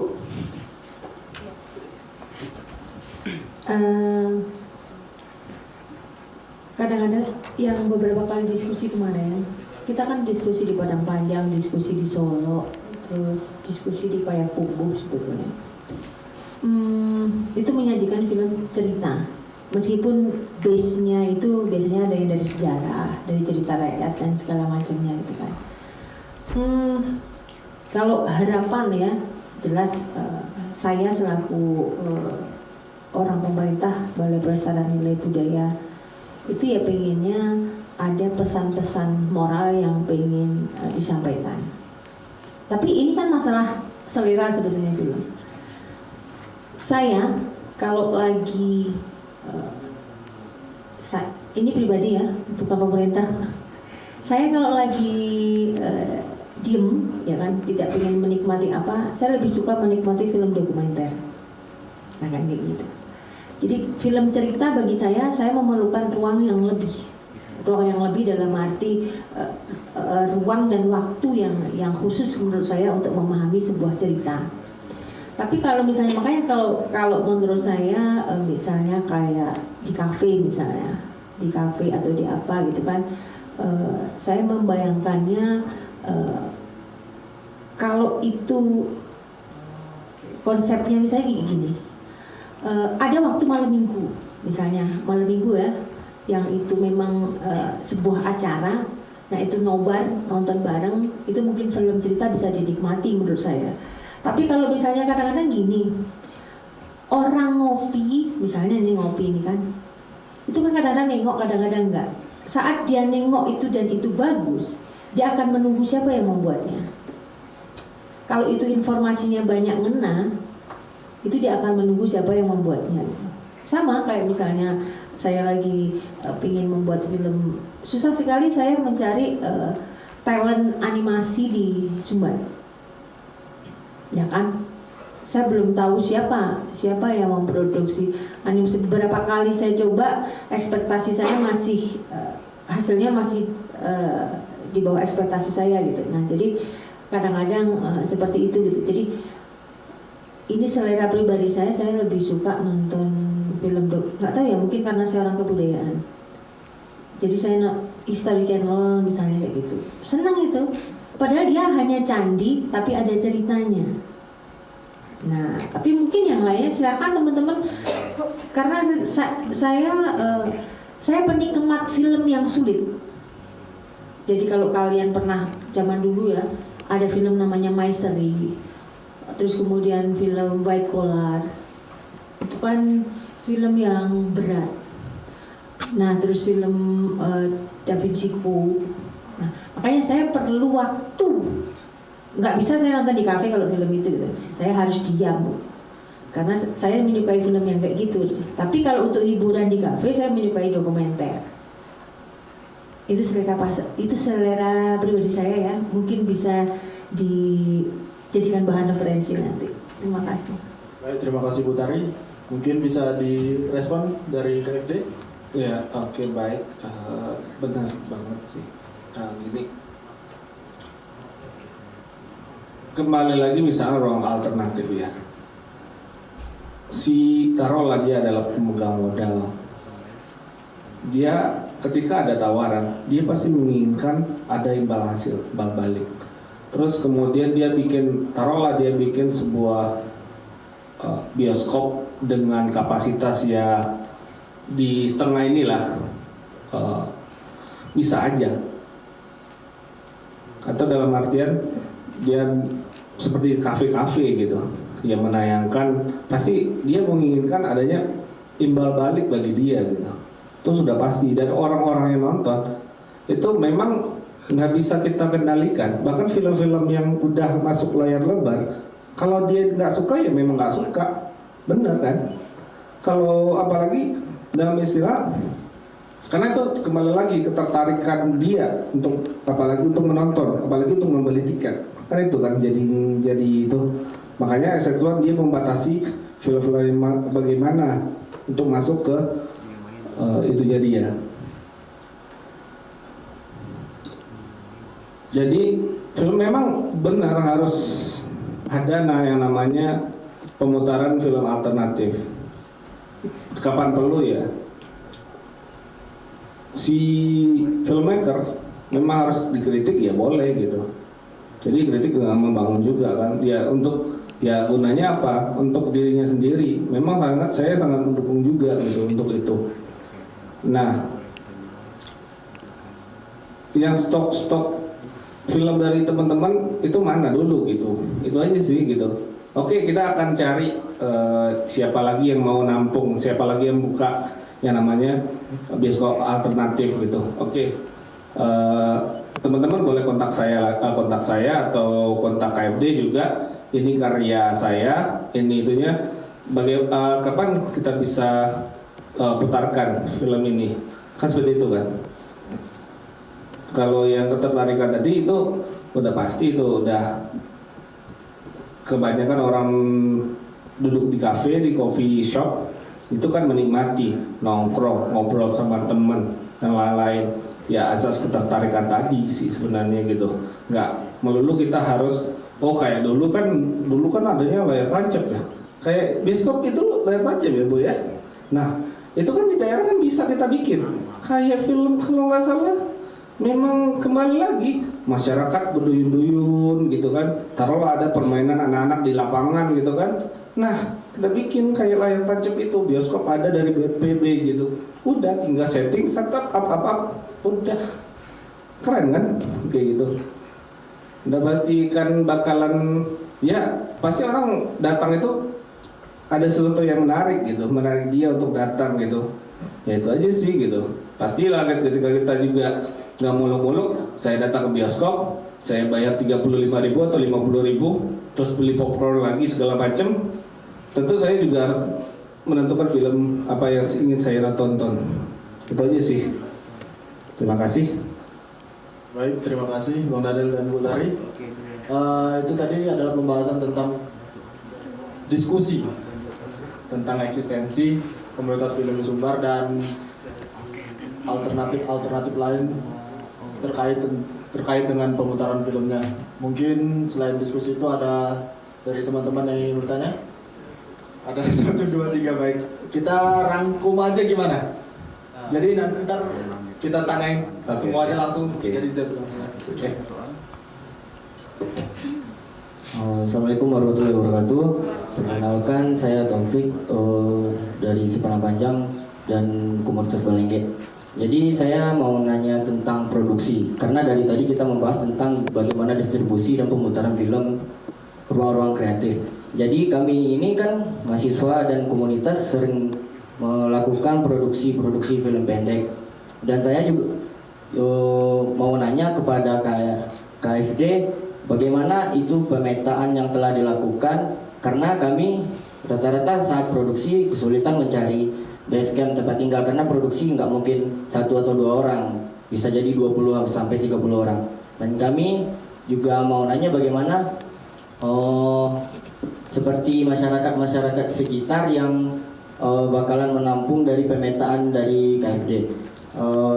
Dan juga kemarin di tahun 2020 kalau berbicara soal data yang udah didapat sama Ibu dan Bapak, di tahun 2020 saya pernah mengikuti pitching film di Padang yang sama Adi Baktiar dan Anissa Adam, dan itu kan ada bersama dengan Dinas Pariwisata, dan itu ada 2 kategori pemenang dan itu harapan, dan di sana ada 6 pemenang, salah satunya saya. Dan di sana kita juga diajak untuk bekerja sama memproduksi pitching film yang kita buat di acara itu.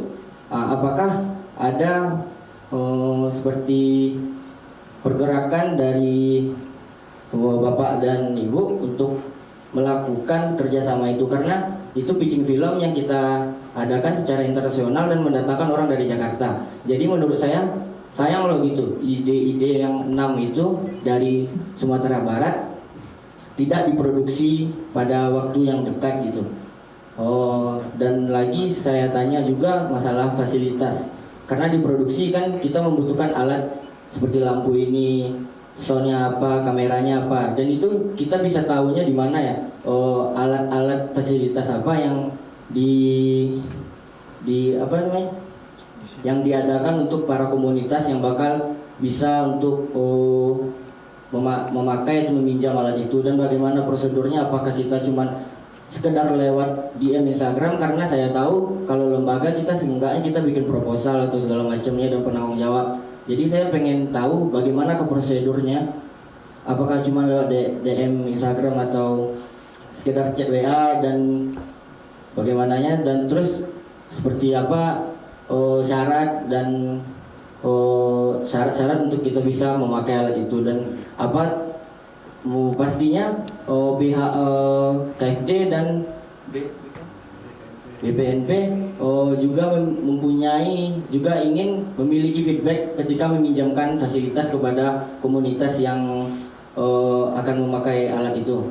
Jadi saya juga nanya, apakah feedback yang diharapkan bagi KFD dan BPNP untuk peminjaman alat untuk produksi film, karena produksi film ya bisa waktunya cukup lama dan cuma bisa ditonton cuma 15 menit, 20 menit, dan bagaimana caranya gitu supaya kita bisa meminjam atau memakai fasilitas itu, bagaimana prosedurnya. Mungkin sekian itu dari saya, terima kasih. Assalamualaikum warahmatullahi wabarakatuh. Baik, terima kasih atas pertanyaannya yang sangat panjang ya Taufik. Mungkin bisa langsung boleh atau digodok dulu? Kita digodok dulu, dirangkum aja dulu semua. Oke, silakan siapa tadi?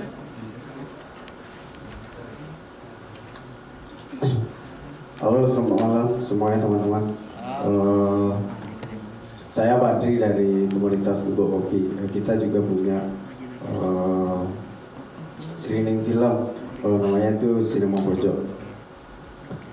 Gini kan di Sumatera Barat atau di mana di belahan dunia ini, nggak semuanya komunitas itu yang produksi film, nggak semuanya komunitas itu yang fasilitator bikin film gitu. Kita punya data ini, kalian bisa ke sana, kita pandu, kita apain gitu ya.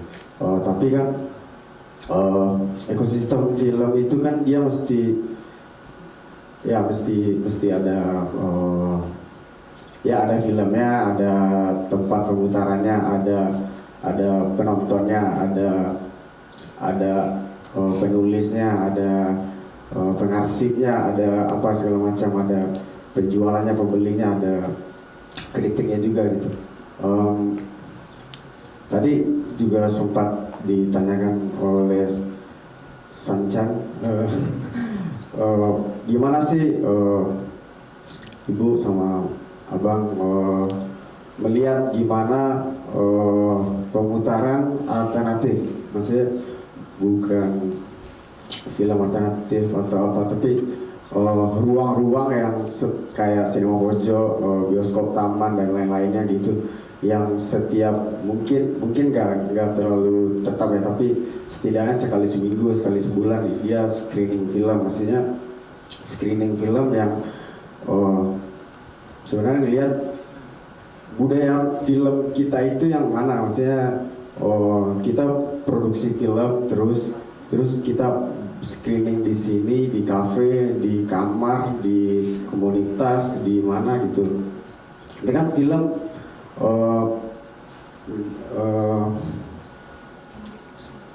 nggak sekedar poster gitu, maksudnya dia ditempel di situ, dia bisa dibaca, dinikmati gitu saja kan.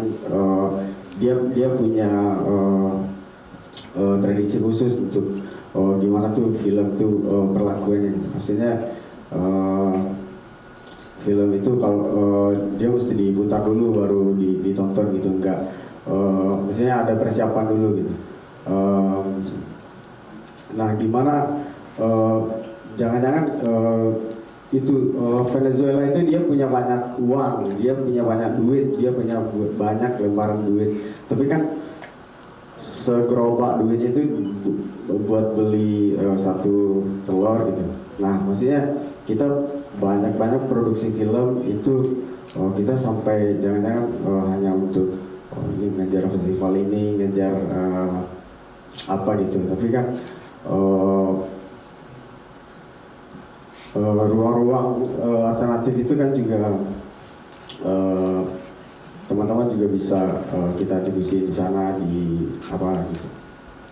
Langsung ke intinya aja Bang, ke intinya aja, maksudnya mungkin ini sih, halo dulu, selamat malam semua. Perkenalkan saya Polta. Ini sih, sejauh ini mungkin gini ya, menambahkan maksud Badri tadi, intinya kayak ya kita sibuk dengan produksi, tapi jarang memikirkan buat ruang-ruang apresiasi ke komunitas gitu.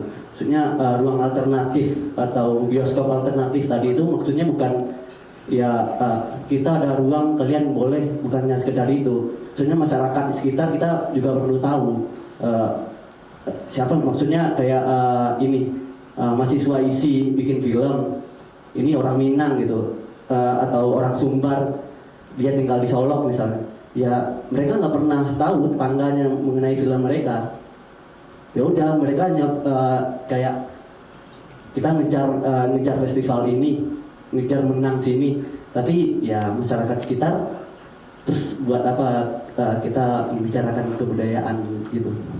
Mungkin itu ya, terima kasih. Terima kasih atas pertanyaannya. Ada lagi? Oke. Mungkin diperkenalkan dulu. Perkenalan dulu, nama Ogi dari Bukit Tinggi, dari Bioskop Taman. Oke. Langsung aja yang mungkin di sini saya ingin ada statement gitu yang mengatakan kalau tidak ada ruang apresiasi, filmnya juga akan kemana gitu. Jadi di komunitas itu kita membuat sebuah ruang alternatif menonton gitu. Gunanya itu kan untuk para sinias juga gitu. Tetapi di sini kan terkadang ruang alternatif itu tidak terlalu diperhatikan gitu. Contohnya itu teman-teman yang ada di Bukit Tinggi, contohnya di Bioskop Taman gitu. Terkadang kita reguler membuat ingin reguler ke setiap minggu itu memutarkan film, tetapi terkadang terkendala fokusnya menjadi sini dan di situ, kadang dipakai juga gitu. Tetapi ruang apresiasi itu terkadang dia menjadi karena kita sering reguler itu memutarkan film-film alternatif, dia terkesan terkesan tidak diperhatikan gitu. Tapi itu bukan halangan juga untuk komunitas itu, tetapi kita terus berusaha untuk mengapresiasi gitu. Ya sama lah istilahnya, kalau tidak ada galeri si pelukis mau kemana gitu. Kebetulan di dalam kita menyebutnya klub menonton gitu Bu. Jadi sebenarnya teman-teman itu tidak ada yang konsentrasinya itu tidak ada yang sekolah formal di film, tetapi kebanyakan dia anak psikologi, anak seni rupa, anak komunikasi yang suka menonton, lalu membahas sebuah film lah gitu. Jadi sebuah klub nonton. Yang saya sayangkan di sini itu terkadang ruang apresiasi ini kurang gitu diminati juga oleh para sinias lokal. Menurut saya mungkin dari daftar yang diputarkan itu sedikit mungkin yang ingin bertemu langsung ke ruang alternatif itu gitu. Itu sangat disayangkan sih sebenarnya. Malah lebih kebanyakan itu teman-teman yang dari Jawa itu yang ingin memutarkan filmnya di sini gitu. Saya sih inginnya kan film-film lokal itu muncul gitu di film alternatif itu. Jadi di sini juga bedanya apa sih gitu dengan kenapa kenapa ruang apresiasi ruang menonton alternatif, kenapa nggak harus di festival langsung gitu. Karena ya kita tahu sendiri bahwasanya pendidikan film itu hanya yang tahu mungkin masyarakat yang sekolah formal gitu di film gitu. Tetapi masyarakat yang tidak bersekolah di situ bagaimana? Kadang ke situ kita memikirkan. Makanya bedanya itu di bioskop alternatif dan bioskop konvensional. Kalau di konvensional itu kan tidak ada dan juga, tapi tidak semuanya kayak di SS1 itu nonton setelah itu pulang. Tapi kan kalau di bioskop alternatif itu kita ada diskusi. Jadi ada pengalaman menarik yang saya alami ketika membuat sebuah screening di Bukit Tinggi. Jadi ada film anak IAIN gitu. Ya kalau dilihat secara teknis mungkin filmnya biasa saja gitu. Kalau menurut saya mungkin lebih soalnya dia tidak mendalami sekolah formal film itu. Tapi dari setelah nonton itu kita ada diskusinya, malah diskusinya itu yang menarik gitu. Jadi hal-hal yang seperti itu yang kita terus jaga di pendidikan filmnya itu sebenarnya Bu. Karena tidak semua orang yang sekolah formal di film gitu. Jadi pentingnya bioskop alternatif atau ruang apresiasi alternatif itu sama halnya dengan pentingnya produksi itu juga. Kalau misalnya kita produksi banyak, filmnya banyak, ruang apresiasinya ada ya sama juga bohong gitu. Mungkin sekian dulu. Assalamualaikum warahmatullahi wabarakatuh. Baiklah, itu tadi akan saya rangkum, yaitu kurangnya ruang alternatif pemutaran film dan ruang diskusi, dan bagaimana prosedur, alat dan lokasi dari KFD. Baiklah, untuk langsung direspon mungkin boleh dari Abang. Mungkin saya akan langsung respon karena tadi ada yang ikut pitching kemarin. Kalau boleh tahu namanya siapa, Bang? Mungkin saya akan follow up. Saya akan bantu follow up. Taufik Hidayat. Filmnya apa dulu? Yang di pitching kemarin. Iya, apa? Cross Life. Hah? Cross Life. Cross Life. Jadi ada peserta. Kalau nanti kirim aja ke saya, itunya bisa nggak? Yang presentasi kemarin, terus juga. Soalnya kemarin itu kan data-data semuanya kan udah diminta sama Dinas Pariwisata dan sama pihak KFD. Saya juga Oke. Berarti udah ada sama kami ya. Oke. Terus yang kedua soal alat, itu Abang bisa proposal dulu. Proposal nanti kami juga akan bertemu dengan siapa yang mau meminjamkan, berapa lama, terus pokoknya harus ada rinciannya, terabengnya semuanya harus ada gitu. Kebutuhannya kapan, itu segala macam itu semuanya harus ada gitu. Kayak yang ini nanti bisa misalkan diminta yang ada yang penanggung jawab gitu. Penanggung jawabnya harus orang yang seperti apakah? Kalau itu teknisnya nanti ya, nanti aja. Ketika kita udah sebelum MOU kan biasanya kan kalau bisnis kan MOU kan, nah itu aja nanti kalau kita bahas. Oke, kalau untuk ruang alternatif mungkin gimana ya? Banyak ya kan seperti yang saya bilang tadi, banyak sih sebenarnya ruang alternatif, bahkan kayak YouTube juga sebenarnya bisa jadi tempat penonton film. Bahkan pada tahu Okeflix nggak? Okeflix. Nah, Emma Albana yang direkturnya, dia meminta mana sih film-film lokal gitu.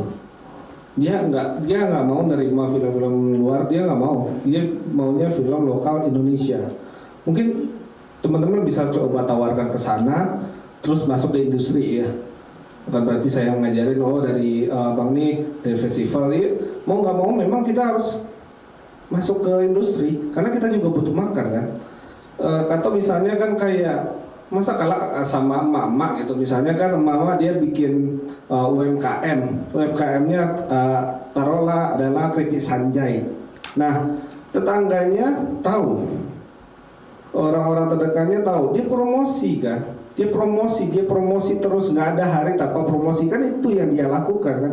Mungkin sama juga dengan film, bagaimana teman-teman promosi gitu, bagaimana orang jadi tertarik, gitu aja gitu. Bagaimana saya tahu keripik Sanjay Nitina misalnya, dia promosi di radio terus menerus, dan saya tahu-tahu masuk ke telinga saya dan masuk kotak gitu. Itu aja. Jadi promosi terus dan promosi gitu. Itu aja. Karena tanpa itu kita nggak bakal dikenal gitu. Ya jujur aja gitu, seberapa banyak orang yang jual kerupuk Sanjay, seberapa banyak orang jual rendang gitu.